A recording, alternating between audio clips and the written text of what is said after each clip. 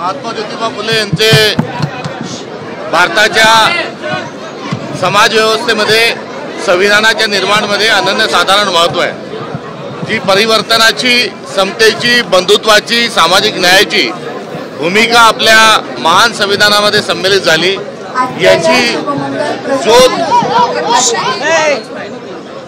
याची ज्योत तेवत ठेवण्याचं किंबहुना हस्तांतरित करण्याचं काम महात्मा ज्योतिबा फुले तथा फुले दाम्पत्यांनी केलेलं आहे।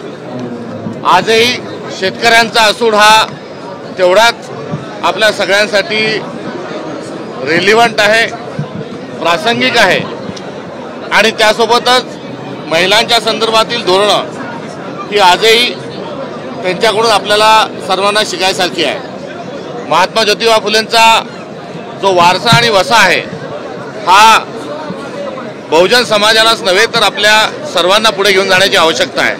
मात्र महात्मा ज्योतिबा फुले, सावित्रीबाई हे दोघंही ज्या प्रवृत्तीच्या विरोधात लढले त्या प्रवृत्तींनी आज पुन्हा एकदा डोकं वर काढलेलं आहे। त्यामुळे चतुर्वर्णामधली व्यवस्था पुन्हा लागू करायची आहे। संविधानातील समता, सामाजिक न्याय, बंधुता ही मूल्य जी आहेत या सगळ्या मूल्यांना बाजूला सारण्याचा कुठेतरी सत्ताधाऱ्यांकडून प्रयत्न होत आहे आणि आज या निमित्तानं या ठिकाणी प्रांताध्यक्ष या नात्यानं माझ्या सर्व सहकाऱ्यांच्या समेत या ठिकाणी येण्याचं विशेष कारण की महात्मा ज्योतिबा फुलेंचा जो वैचारिक संघर्ष आहे, जो वैचारिक मशाल आहे ती कुठल्याही परिस्थितीत आम्ही सोडणार नाही आणि आगामी काळात काँग्रेस जी वैचारिक लढाई लढणार आहे त्यामध्ये महात्मा ज्योतिबा फुलेंचा जो आदर्श आहे तो आम्हाला शिरसावंद आहे। एवढंच आज अभिवादन करत असताना या निमित्तानं आपल्याला सांगायचं आहे। तुम्ही विसे कुटुंबियांची आज भेट घेणार आहात।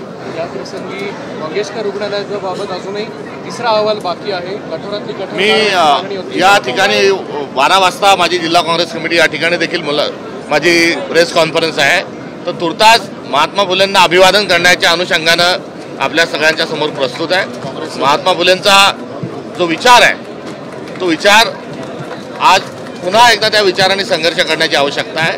आत्ताच या ठिकाणी मंत्री महोदयांनी सांगितलं की पूर्वी तसं होत होतं, आज होत नाही आणि हे सांगत असताना त्यांनी आज ही जो भेदाभेद होत आहे, ज्या शाळा ज्या आहेत सरकारी शाळा त्या बंद होतात आहे, महिलांवर अत्याचार जे वाढत आहेत याला मात्र त्यांनी बगल दिली आणि जे अत्याचार होत होते ते का होत होते, कोणत्या विचारसरणीच्या अनुषंगाने होत होते, ती विचारसरणी राष्ट्रीय स्वयंसेवक संघाच्या बंच ऑफ थॉटमध्ये त्या सर्वांचा उल्लेख आहे।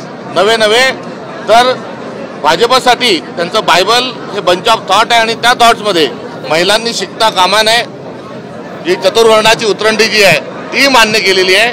त्यांनी त्याबाबत जर कटाक्ष टाकला असता किंवा त्याबद्दल जर भाष्य केलं असतं तर अधिक बरे झाले असते। आपको लगता है कि जो इकोनॉमिक क्राइसिस हो रही है उसकी वजह से कहीं ना कहीं डाउन आना नहीं, अब यहाँ पर केवल